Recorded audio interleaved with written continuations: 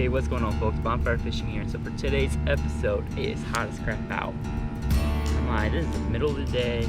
I'm over here sitting in the only piece of shade that's in my backyard right now and everything like that. And it's like 90 plus degrees out. It is hot on this Monday afternoon. But if you guys are brand new, make sure you guys go press that subscribe button, the like, and don't forget the notifications bell so you won't miss another video. But for today's video, we're going to be talking about the cheapest, smallest way that you can pack tons of lures if you're traveling to a different location and you want to pack light. So I got this 7-fix box full of lures right now. But before we head into these lures, we're going to be talking about the rods that I would recommend you taking. So I recommend taking collapsible fishing rods. So first I got my my spinning rod that I use for bass fishing.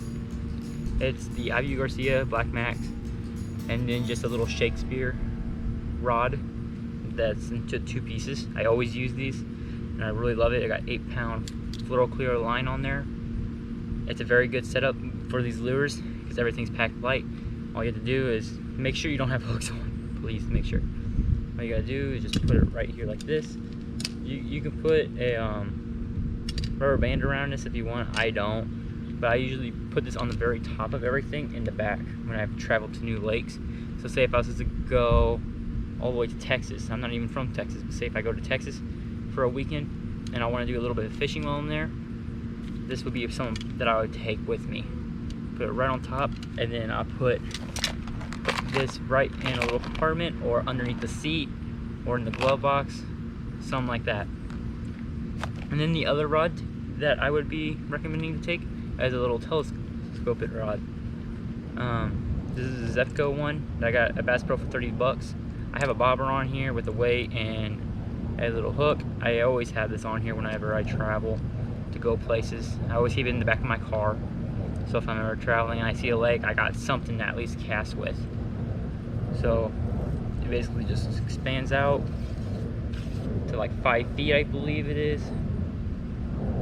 It is a 5-piece rod that's 6 feet long.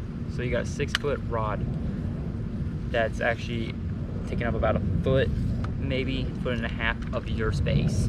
So very, very small in the packing, but very long when you expand it. But this is also for your summer fishing. So yeah, this is a very awesome rod, and so is this. Easily to be packed up, takes up very little space. But now for the summer lures that I would be using during this time, during the summer, is all going to be into here. And most of these are super cheap, by the way, except for a couple of them are like up there, but everything is $10 and below. So first, this is what we got in there. So starting all the way from the top here, we got a little finesse jig. I got this out of my Mr. Tackle box. I really do enjoy this one. It catches me fish, throws around your docks, timber, all that good stuff. And it's perfect for this rod, or even this rod with some 10-pound line. You'll be able to catch your fish like no problem at all. So this is a very good one. You can put this in the one of the 4 small compartments. If you fold up the trailer, your one trailer that's on there, and you can fit it right into there,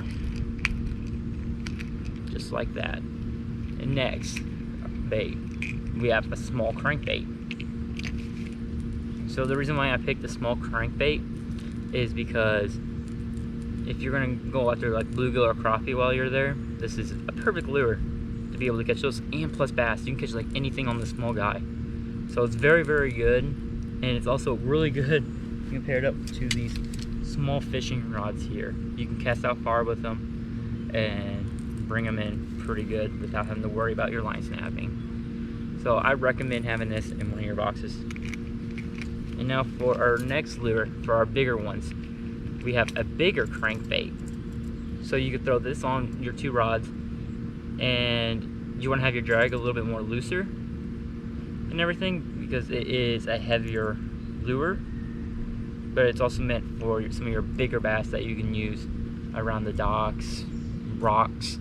That's where I would be using this at. And if there's even a bridge there, use it around bridges. And if it's getting really tough throughout the day, right beneath the crankbait, you have a chatterbait trailer already put on there, and this will be very good, very, very good for your fishing. So if you're struggling, throw this around any part of the water, open, grassy. This is good for everything, basically, to find your fish and catch them if you're having a hard time with all the others. And now to our second main compartment, we have a little jig head with a little swim bait trailer. Oh, a stupid ant bit me. So basically why I have this little jig head on such a big body is because you can catch your bass with this, and bowfin, all your predatory fish, because this looks like a shad. But basically why the jig head's on there is because if you see a night crawler and you're having bad luck bass fishing, all you have to do is just take this thing off, and now you got something for a bluegill or a crappie. Simple as that. So you got like 2-in-1. And say if you need another trailer for your chatterbait, you got a new trailer right there for your chatterbait. I think it's a necessary need for your box because it's good for all sorts of the stuff.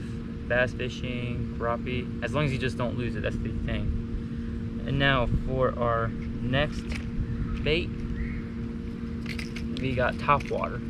So topwater is really big in the summertime. So first off, we got a frog, a small little body frog, perfect for any of these rods here, for the spin cast or even the closed face. You can cast the thing out far in some heavy grass, some lily pads, and just pop it through. And if you catch one, you can, or if one hits it, you can catch them. This would be perfect for a little box like this. You just gotta worry about your fishing line. So 10-pound mono would probably be the best option if you're gonna be doing that, rather than the floor clear, so it won't break off. But next, I used this last weekend. I caught 2 fish on it, and that's a popper.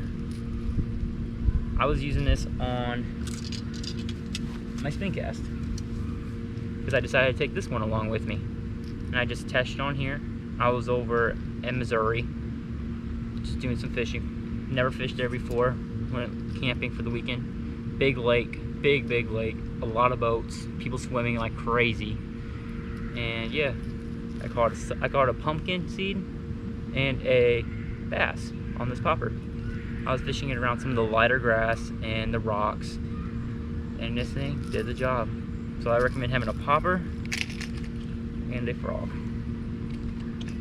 So now, one of the most weird lures, but the most important lure to have in one of these kind of boxes that no bass fisherman would think to use.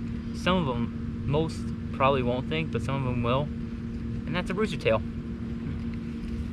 I got 2 rooster tails. I like white and pink. I just don't have a pink one on me right now. I kind of lost all of them, but I do have 2 whites on me. So I got 2 white rooster tails. I'd probably exchange this one out for a pink one and keep this one in there. But these are perfect. These can catch you all species of fish. I've caught your bluegill, your trout, bass, catfish, crappie, all on a rooster tail. I'm like, I was at a big lake where tons of people were fishing, and I was casting one of these around, except for a pink color, and I actually caught a what is it called? A wiper or a striped bass. So yeah, these will catch you all sorts of fish. Every single fish would probably bite this. So I recommend having a rooster tail highly. And then finally, for our last lure that I would recommend taking are Texas rigs. Because mainly if you're going to be having some light like this with some light line, you don't want a heavy weight because you don't know if the place is going to be shallow or deep, and you don't want heavy so you don't break off as easily, but you can still cast out there just fine. So I got 1/18 ounce Texas rig weights, or bullet weights, These are very nice, light, and still can cast far. Got 2 of them, and I also got 2 hooks for the Texas rig. I recommend having 2 different hooks, or the 2 the same ones, doesn't really matter, but keep those in the small apartment to where you can just put them in there, and then in one of the bigger apartments so you don't have to fold your worms that much. I like to keep them right underneath the jig head, and that is 3 soft plastics, because you don't even know they're going to be biting soft plastics or what kind. So I have 3 different kinds of styles. My first pick would be a ribbon tail worm that's black and chartreuse. I really enjoy this one. It can catch a lot of bass from the chartreuse. It's very good color during this time. I really enjoy it. And then next, dang spider, I have a Cinco. Everyone loves a Cinco. You can even weightless this to die and still be able to catch fish. I like the watermelon color, I really do. Or this might be green pumpkin, one of those 2. It might be a green pumpkin. And then finally, I have a crawl style bait, because everywhere usually has crawdads, and this is a very, very good lure or plastic to be able to catch some of your bass. So this is the cheap lure box that you guys can make at home. Just go purchase one of these for $5-6 bucks, super cheap. Put it in the back of your car and everything, and buy yourself a little telescopic rod or a 2-piece rod and put it right back there. So if you're traveling, even from coming back from work and you see a pond, you can stop right there and just take a few casts real quick, fish 20 minutes. You got all sorts of kind of lures to fish and choose from, and I really, really enjoy this box. I'm like, Rooster Tail's only a couple bucks a piece. The Texas rig, you can buy a whole set of those things for $5 bucks, from the weights to the hooks to the plastics, really cheap. Like, you might even have some of the stuff already in your box. You can just put them in there. And then the crankbait was only a couple dollars at Bass Pro. The chatterbait's only $5 bucks, and you might as well have trailers in your box, hopefully.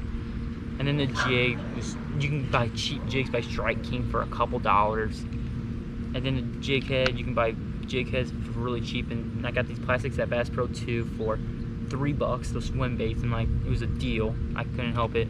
The frog at Academy for $2, and the popper was the most expensive at Walmart for $8. So yeah, it's a pretty cheap box. So it's like, you could probably get this whole setup within $50. Take $50 with you to Bass Pro and buy those lures, this box, because it closes, and then buy yourself a little telescopic rod. That's all you need. Throw it in the back of your car, and that's all you need to do some fishing. But if you guys enjoyed this video and really found this helpful, make sure you guys press that like button, subscribe, notifications bell, and don't forget to comment down below. But anyways, that's gonna wrap up tonight's video. I hope you guys enjoyed, and you guys have a fantastic rest of your day.